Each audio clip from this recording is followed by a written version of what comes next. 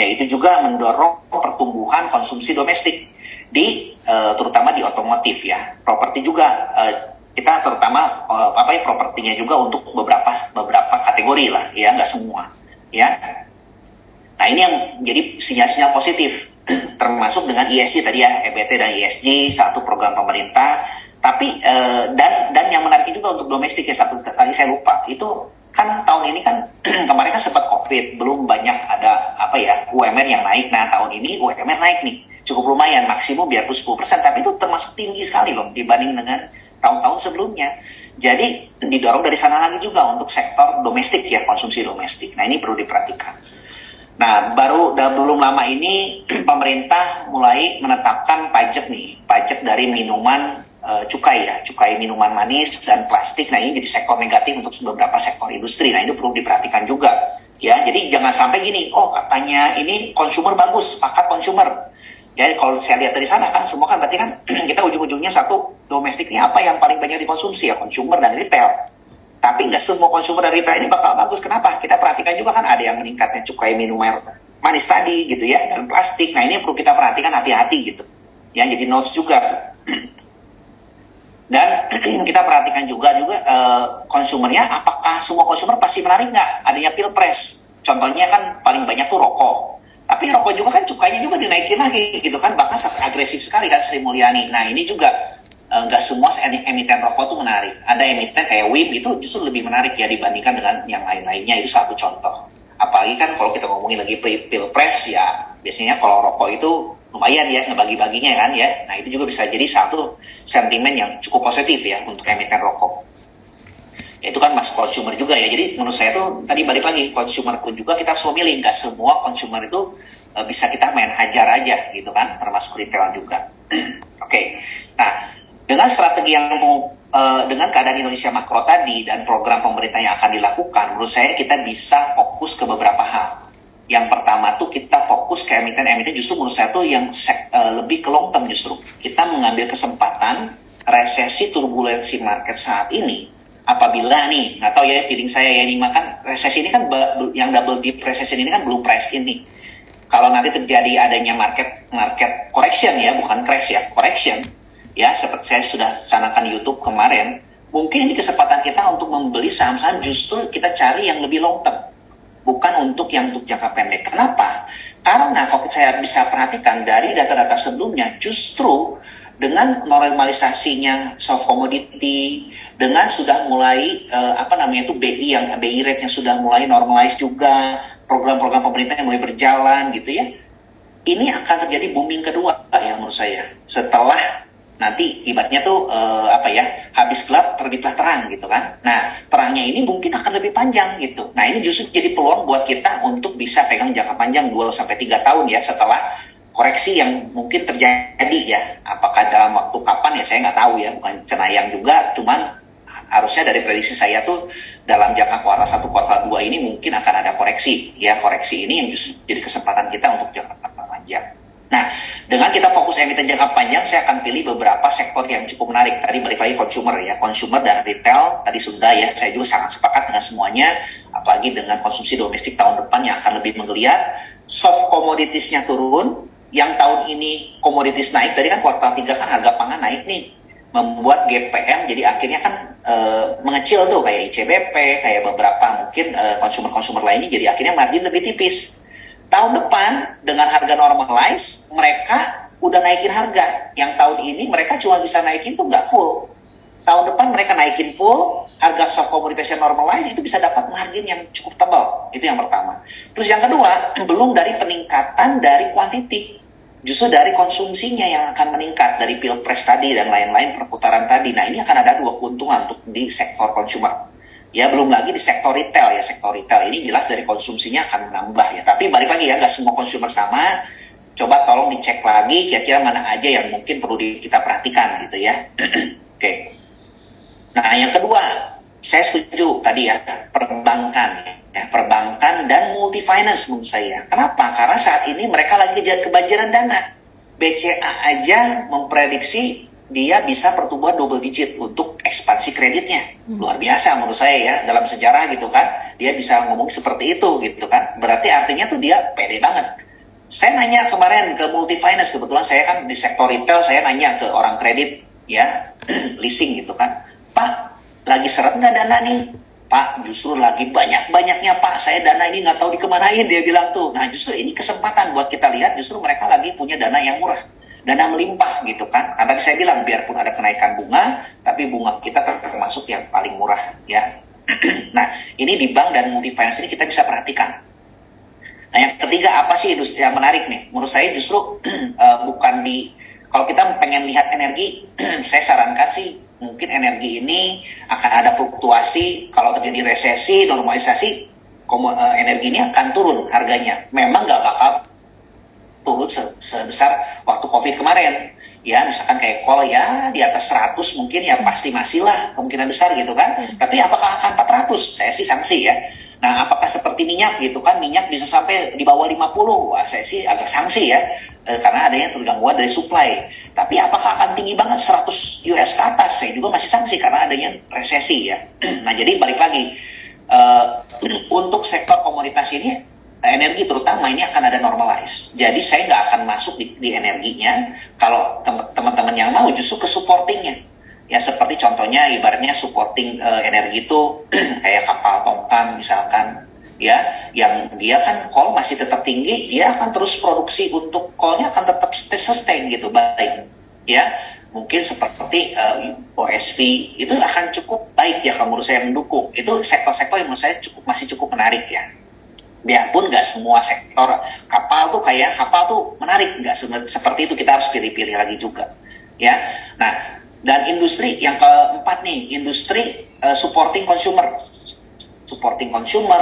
supporting otomotif, supporting propertinya justru ya, bukan emiten properti, bukan emiten otomotif, dan bukan emiten consumernya menarik ya. Cuman saya akan lebih memilih ke supportingnya. Seperti apa supporting ini? Contohnya misalkan consumer ini yang bikin packagingnya, ya, yang support packagingnya.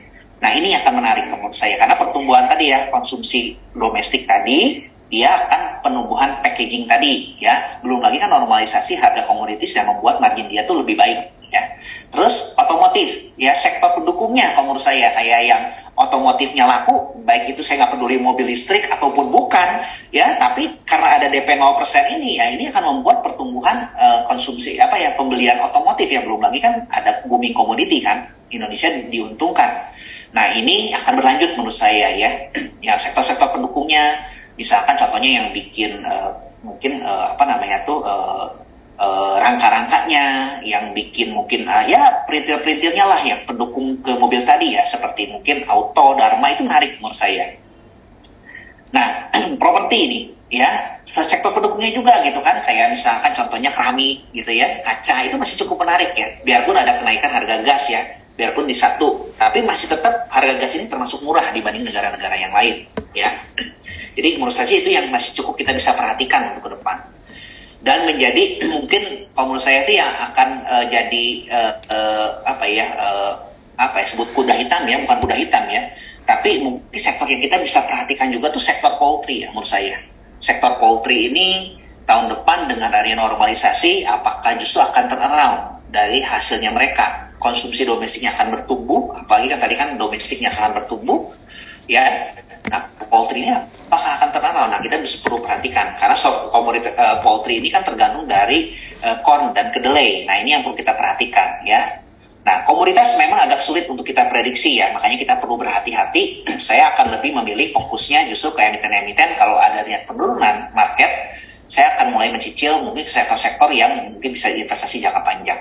Ya, mungkin teman-teman juga bisa perhatikan saham-saham corporate action nih, yang tadi kan sebutin kayak Pak Budi ya bilang ya, yang mungkin tergantung dari sentimen pilpres.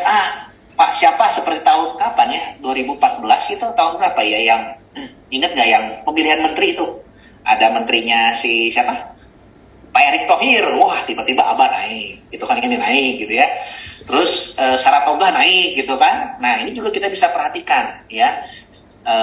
Untuk tahun 2023. Mungkin itu saja sih Ci, dari saya Ci.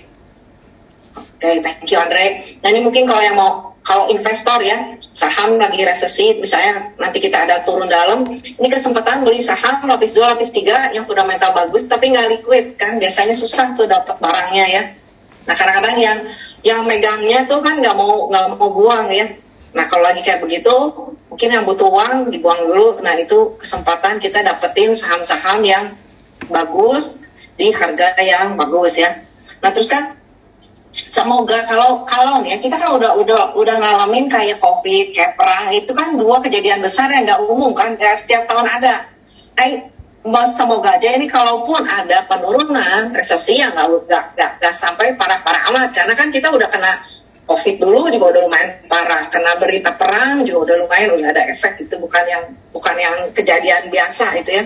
Nah kalaupun sampai udah ada sampai bisa benar kejadian ya nggak separah yang bayangan waktu zaman resesi sebelumnya gitu ya. Nah ini tahun depan juga tahun depan kita rada pendek ya di awal ya, karena nanti tanggal 22 kita ada Imlek, terus Lebaran April ya kalau nggak salah ya. Kita juga tahun depan ganti ke tahun kelinci, semoga tahun kelinci lebih ramah dari tahun macan ya ke kita ya. Nah terus ini kalau dari yang disampaikan ya, kan ini kurang lebih sektor sama katalis kurang lebih sama. Nah sehubungan karena kita di depan banyak hantu-hantunya ibarat ya, ada begini, jadi kita strategi kita gimana nih, apa yang mesti kita lakuin nih, tips buat trading kita nanti, mungkin kalau udah sampai akhir tahun ini ya udah hampir habis, tinggal 2 minggu lagi ya. Nah buat menyongsong tahun depan nih, kira-kira tip dan triknya gimana sih Septa? Triknya sih tetap aku bilang buy on weakness sih lebih udah paling aman untuk saat ini, kecuali memang ada saham yang ada very strong catalyst, ada strong story ya, itu masih bisa lah kita. Kalau misalnya technicalnya belum bagus, kita nitip sendal dulu, beli dulu dikit.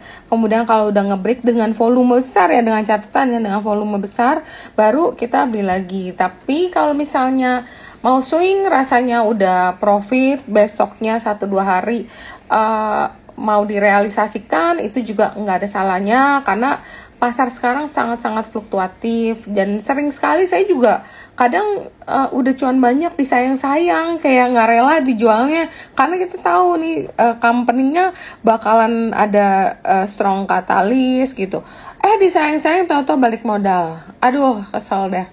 Terus banyak juga kayak kita tahu mau akuisisinya bagus, setelah akuisisi PI-nya akan turun tajam, dan company yang diakuisisi juga bagus banget, tiba-tiba ARB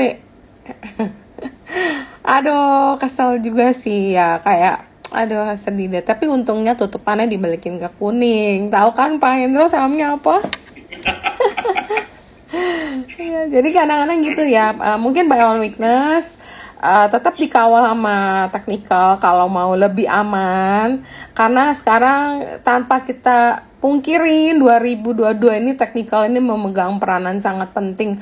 Menurut aku tahun ini lebih volatile, jadi kayak kalau kita udah ngeliat wah teknikalnya kayak nggak bener nih, kayak mau ngebreak, udah jangan diignore, udah rasa mesti kurangin posisi, ya udah kurangin. Tapi kalau misalnya masih mau spekulasi, ya udah, tapi yang penting fundamentalnya mesti quite strong ya, jangan kayak buy on rumor, misalnya ada barang yang kayaknya mau naik nih udah beli, terus teknikalnya udah, kalau gorengan gitu kan kadang-kadang susah ya, cepet sekali gitu, cepet banget, nggak keburu kejual, tau-tau besok udah selesai nggak ada kabarnya lagi, tau-tau udah ARB berjilid. Nah itu udah susah sih. Aku bilang sih lebih tetap stick tuh mungkin yang ada ceritanya, ada alasan yang kuat ya, di mana alasan itu bisa mempengaruhi pergerakan fundamentalnya. Jadi misalnya setelah ada corporate action, dia akan jadi lebih, valuasinya jadi lebih murah atau apa.